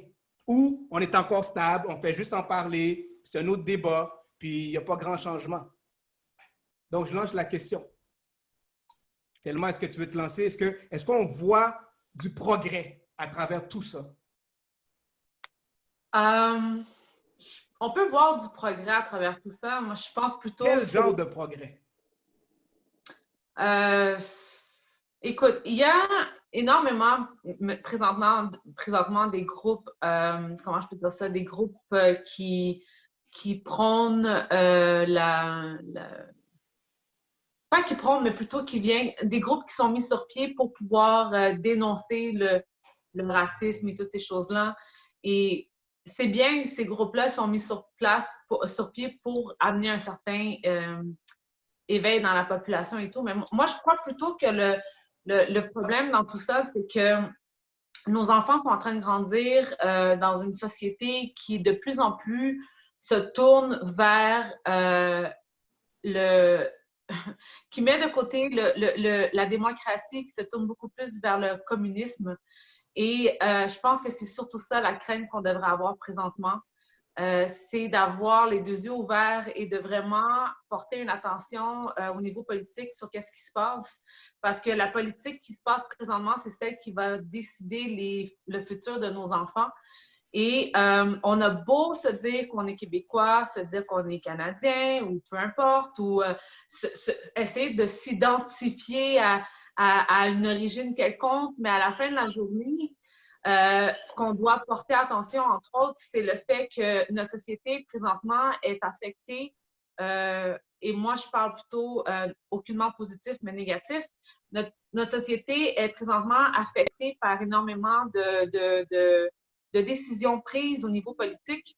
Et je crois que ça serait très important qu'il y ait un réveil par rapport à ça qui se passe et qu'on arrête de trop miser sur le côté racial et le côté de notre identité patriarcatique, parce que ces choses-là sont en train de nous dévier de ce qui se passe au niveau politique.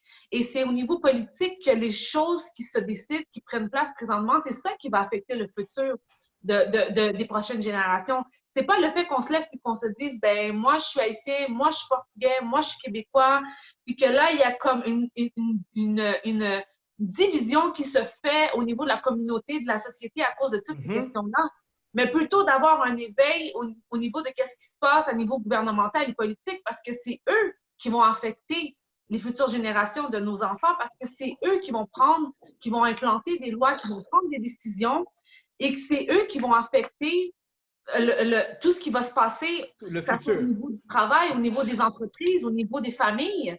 Donc, je pense qu'à la fin de la journée, c'est important qu'on arrête de mettre les yeux sur la question raciale et patriotique et plutôt d'y aller vraiment sur le côté plus politique et gouvernemental, parce que c'est ça qui amène les choses. C'est ça qui impose les nouvelles lois, c'est ça qui amène les changements dans la société et tout. Et c'est ça. Moi, je pense que c'est plutôt 100%. Ça mon point de vue par rapport à ça. Parfait. En 1 minute, s'il vous plaît, Alex, qu'est-ce que tu penses de ça? Est-ce que, si tu veux poursuivre par rapport à ce que Thelma a dit, mais aussi, est-ce que tu vois qu'il y a des mesures, est-ce qu'il y a une évolution par rapport à ça, ou c'est un autre débat, c'est un autre sujet, puis ça va continuer comme ça? Comme tu l'as dit pendant que Thelma a essayé de l'expliquer, en fait, mais tu sais, qu'est-ce qu'on entend par progrès? Est-ce que c'est progrès de la part des progressistes ou le progrès d'un combat nationaliste ou identitaire? Donc, qu'est-ce qu'on entend par progrès? Je dis ça comme ça. Moi, je suis assez pessimiste pour ce qui est de l'avenir dans la mesure de ce qui est être québécois. Je crois que, parce que je ne suis pas d'accord avec Thelma sur le fait qu'il faut juste se focusser sur le gouvernement ou les lois, parce que partout en Occident, on est en une opposition entre les nationalistes et les nationalistes populistes, et d'un autre côté, tu as les globalistes et multiculturels. Ce qui crée une fraction aussi entre les villes et les régions, partout, que ce soit en France, en Angleterre, que ce soit ici au Québec. Puis l'affaire, c'est que la globalisation est si forte, puis Internet devient de plus en plus international et globalisation égale anglicisation aussi, américanisation des mœurs. Je parle à des gens de mon âge, puis en bas, l'identité québécoise, l'histoire québécoise, ça ne veut absolument rien dire. Ils habitent un territoire. Ils occupent un territoire. Et c'est pas mal ça, tu sais. Fait que je suis né ici, c'est tout, tu sais. Fait que ça veut rien dire, l'identité, le peuple auquel j'appartiens, ça veut pas dire grand-chose. Fait que moi, ce que j'aurais à résumer ça, je crois que oui, l'identité québécoise s'en va vers une mort lente qui va résister à travers probablement les régions parce que l'identité québécoise a toujours persisté à exister à travers le principe même du village. C'est pour ça que c'est un grand village, le Québec. Donc, je crois que c'est ça. Mais je crois que, ceci étant dit, puis j'espère du moins que l'identité à travers les villes vont persister à être francophones. Ouais. Parfait, merci. Puis, Métaïa, en 1 minute, qu'est-ce que tu en penses de ça, toi, par rapport à l'évolution des choses? Tu regardes tout ça, moi, je dis que j'ai de l'espoir. Je suis de nature optimiste, de toute façon. Mais la réalité est que, justement, pour que les futures générations puissent en bénéficier, il faut le faire dès maintenant. C'est notre génération à nous autres. Je fais partie de la génération X et c'est là. On est pris entre deux générations et c'est là qu'il faut faire les premiers pas. C'est là qu'il faut le décider et c'est par l'éducation. C'est par l'éducation parce que c'est l'ignorance qui nous amène partout. Quand je dis les pommes pourrites, là, je ne veux pas juste minimiser parce qu'il y en a de plus en plus des pommes pourrites partout, dans n'importe quelle sphère de la société et dans n'importe quelle communauté. je le dis d'emblée. Et je crois qu'il faut prôner l'éducation à nos enfants, à nos jeunes, pour justement aller dans une direction qui est moindre. Je ne dirais pas qu'on va sauver tout, mais donnons-leur une chance et ne mettons pas des bâtons dans les roues. C'est plutôt cette vision-là que j'ai. Parce que l'ignorance existe encore aujourd'hui. Puis là, je fais une petite parenthèse. Je ne veux pas faire une apartheid ici, mais exemple, j'ai été invité dans plusieurs panélistes au sujet du racisme qui a évolué à cause de la COVID à l'égard des Asiatiques. Alors, ça, je ne l'avais jamais vécu avant. Et mes amis, ma famille l'ont vécu. Et ça, j'ai été attristé de ça. Bon, c'est un autre débat. Il y a aussi pire partout, mais pardon, cherchons des solutions. Puis pour moi, ça va avec l'éducation. Parce qu'il faut contrer l'ignorance. C'est la clé. Certainement. Et je suis d'accord avec toi par rapport à tout ça. L'éducation, c'est très important. La connaissance, c'est ça qui éveille les gens. On a besoin d'un éveil, surtout au niveau éducationnel. Et toi, Stéphane, par rapport à tout ça, qu'est-ce que tu vois avec ce qui se passe, avec ce que tu as vécu et le progrès, l'évolution des choses? Comment tu envisages l'avenir des prochaines générations? Moi, ce que je vois, c'est que il faut que le Québec en entier, reconnaisse la richesse, comme on parlait tout à l'heure, Métaillard expliquait plusieurs cultures, quoi que ce soit. C'est une richesse. J'arrive aux États-Unis, je suis capable de parler français, de parler anglais et de... Tu comprends? Fait que je suis interprète, c'est ça que je fais présentement. Puis tu es capable de passer d'une langue à une autre et tout. C'est une richesse. Plusieurs places ailleurs ne sont pas capables de faire ça. Mais moi, lorsque je l'explique, ils disent « Hey, tu parles bien français, tu parles bien anglais, tu n'as même pas d'accent français. Tu es sûr que tu parles français? » Je dis « Oui, c'est ma première langue. » Par contre, pour eux, j'ai dit « C'est quelque chose qui est courant au Québec. » C'est une richesse. La loi 101 est là. Le français va rester au Québec. Et j'adore le français, c'est ma première langue.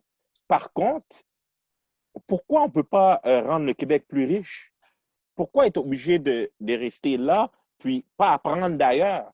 D'ailleurs, moi, je suis né dans la fin des années 70, pour ne pas dire mon âge, mais au primaire, je me rappelle, je suis venu au Québec, puis ma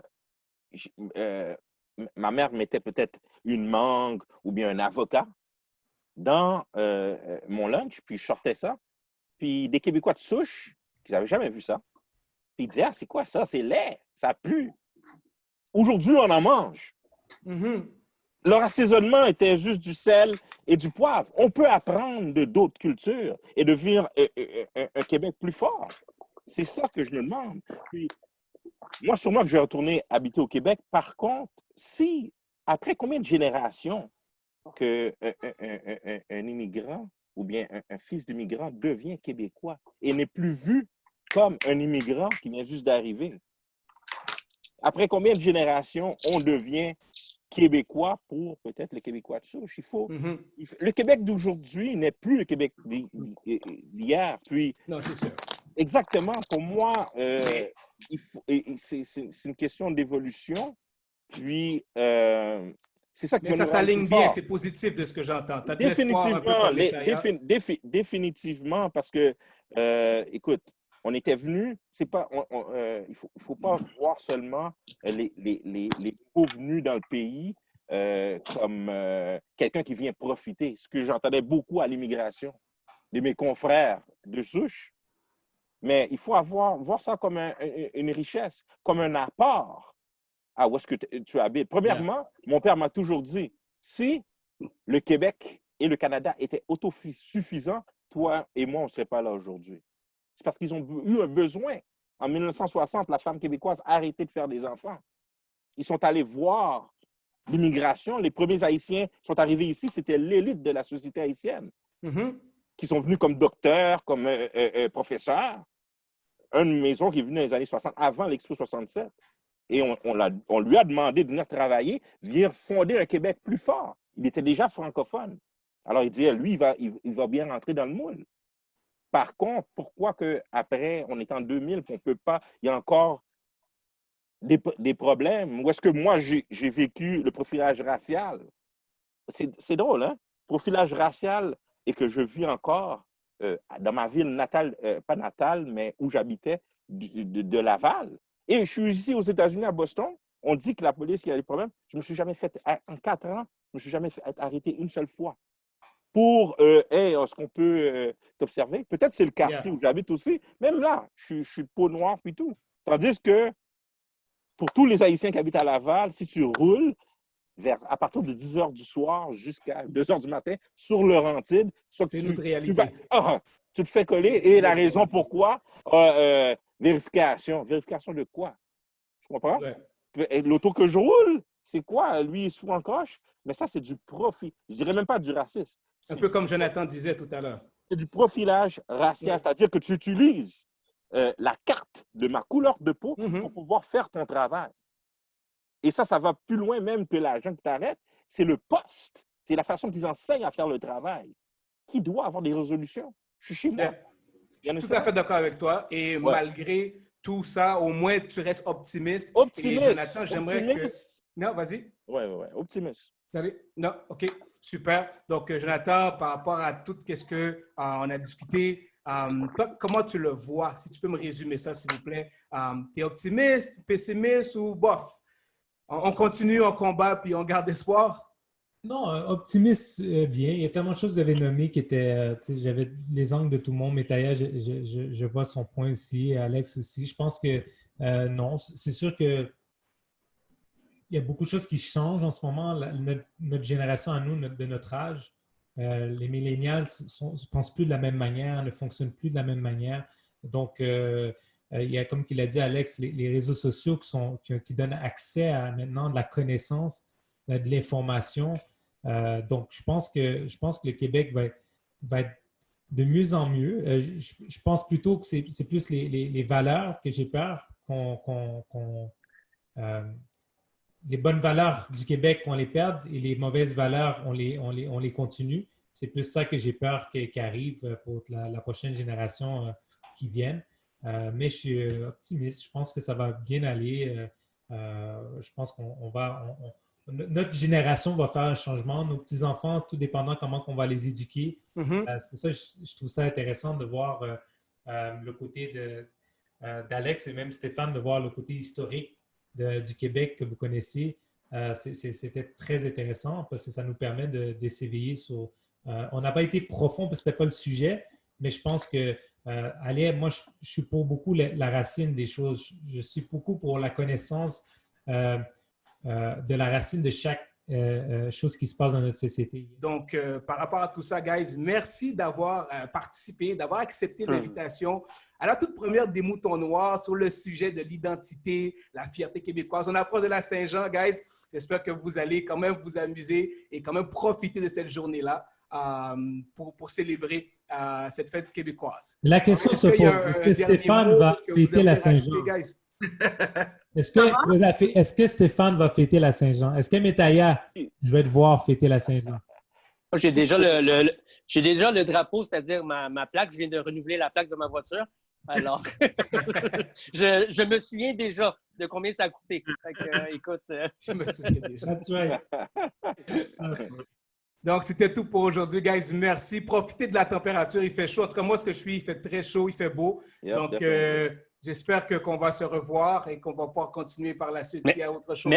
Merci les Moutons Noirs. Merci les invités. C'était un plaisir de vous connaître.